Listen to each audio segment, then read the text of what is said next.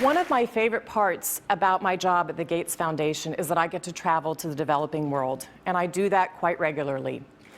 And when I meet the mothers in so many of these remote places, I'm really struck by the things that we have in common.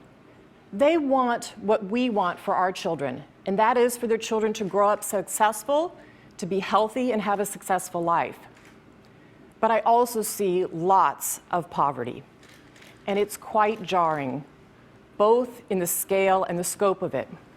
My first trip in India, I was in a person's home where they had dirt floors, no running water, no electricity, and that's really what I see all over the world. So in short, I'm startled by all the things that they don't have.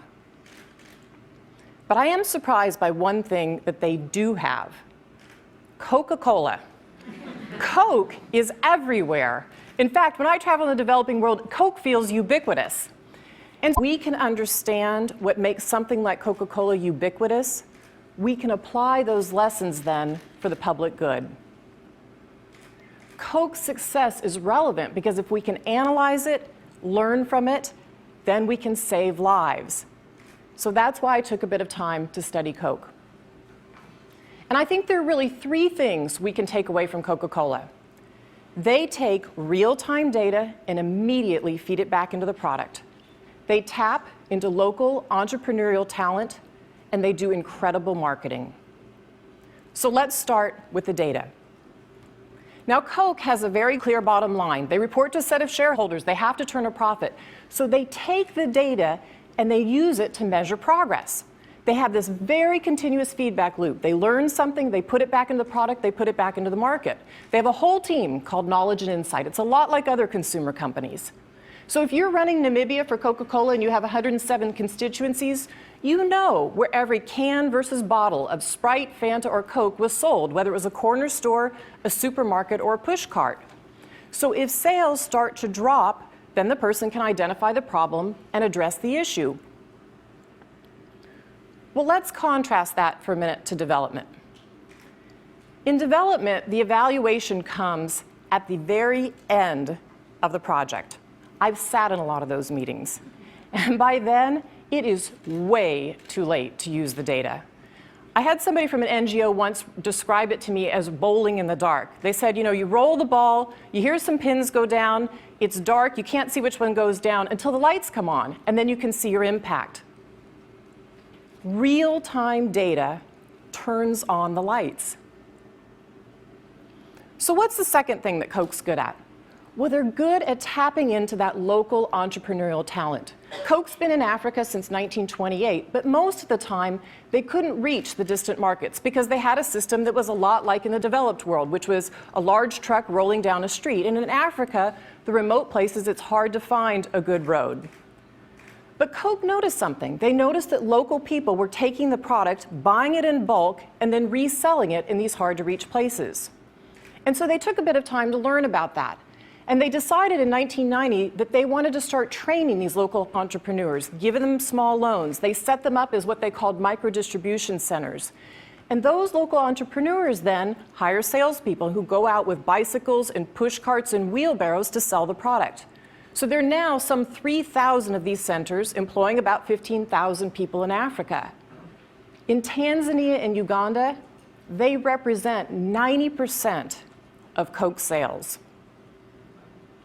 So let's look at the development side. What is it that governments and NGOs can learn from Coke?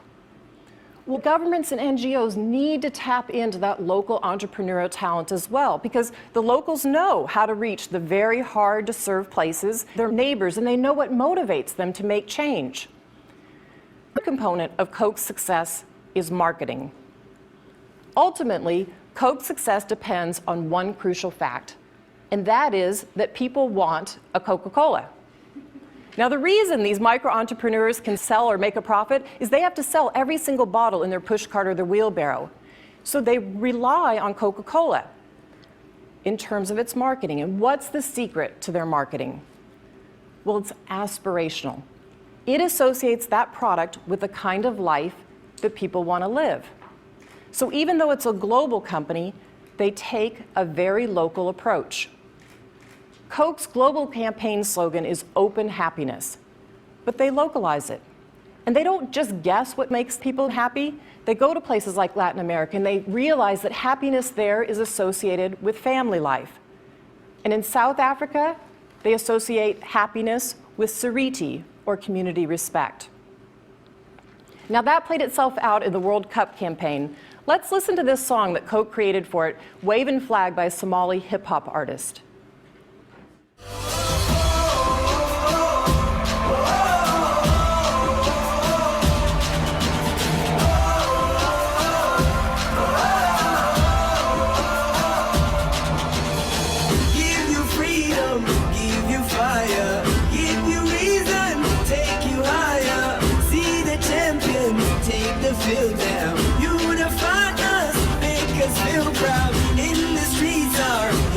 Lifting as we lose our inhibition. Celebration, it surrounds us. Every nation, all around us. It feels pretty good, right? Well, they didn't stop there. They localized it into 18 different languages, and it went #1 on the pop chart in 17 countries.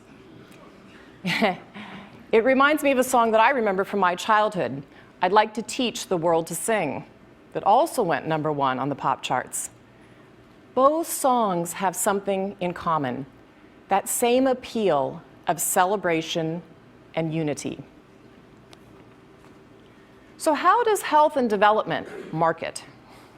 Well, it's based on avoidance, not aspirations. I'm sure you've heard some of these messages. Use a condom, don't get AIDS. Wash your hands, you might not get diarrhea. It doesn't sound anything like wavin' flag to me. And I think we make a fundamental mistake. We make an assumption that we think that if people need something, we don't have to make them want that. And I think that's a mistake. And there's some indications around the world that this is starting to change.